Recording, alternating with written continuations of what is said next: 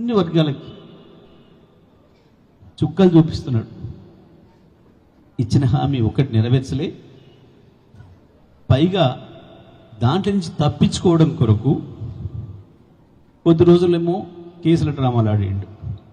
కేసీఆర్ పైన ఈ కమిషన్ అని ఆ కమిషన్ అని ప్రాణాన్ని అడ్డం పెట్టి చావు వంచడానికి పోయి తీసుకొచ్చి తెలంగాణ తెచ్చిన కేసీఆర్కు పనికి మళ్ళీ పైసలు లెక్క, పైసల కొరకు తప్పు చేస్తాడు ఆ కేసీఆర్. ఆనాడు డిప్యూటీ స్పీకర్గా ఉండి ఉన్న పదవినే తృణప్రాయంగా ఇచ్చి ప్రజల కొరకు పనిచేయడానికి వచ్చిన కేసీఆర్, తెలంగాణ తేవడానికి వచ్చిన కేసీఆర్ మీద లేనిపోని అబద్ధాలు వేస్తూ కొంతమంది మొదటి నుంచి తెలంగాణను వ్యతిరేకించే ఒక దుర్మార్గమైన మీడియా వాళ్ళని అడ్డం పెట్టుకొని కేసీఆర్ మీద విషం చెప్పుకుంటూ కేసులు కేసులు కేసులు ప్రతి ఎన్నికలు వచ్చినప్పుడల్లా ఏదో ఒక కేసుల డ్రామా. మొన్న మొదలు 4 రోజులు నోటీసుల డ్రామా, ఏందో ఫోన్ ట్యాపింగ్. ఏముంటుంది ఫోన్ ట్యాపింగ్? ఎవరి ఫోన్ ఏమవసరం? మా చేస్తున్నారు ఇప్పుడు, ఏముంది? మాకేం భయం అవుతుంది? ఫోన్ ట్యాప్ చేస్తారు, ఏముంది? ఏదో తప్పుడు పని చేసేటానికి భయం, తప్పుడు పని చేసేటానికి భయం, దొంగతనం చేద్దాం ప్లాన్ చేసేటానికి భయం, లేదంటే ఇంకెవరితో నన్ను భార్యలో ఉండవద్దు మాట్లాడుతున్న భయం.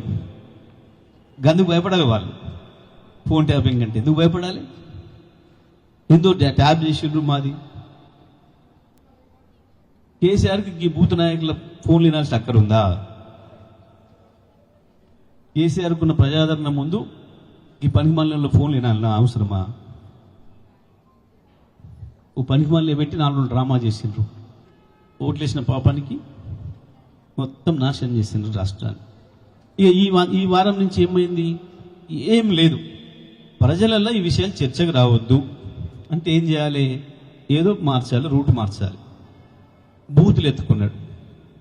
ఏం మాట్లాడి మొన్న మిర్యాలగూడ సభలో మీరు అందరు చూసిండ్రు. కేసీఆర్ను వాడు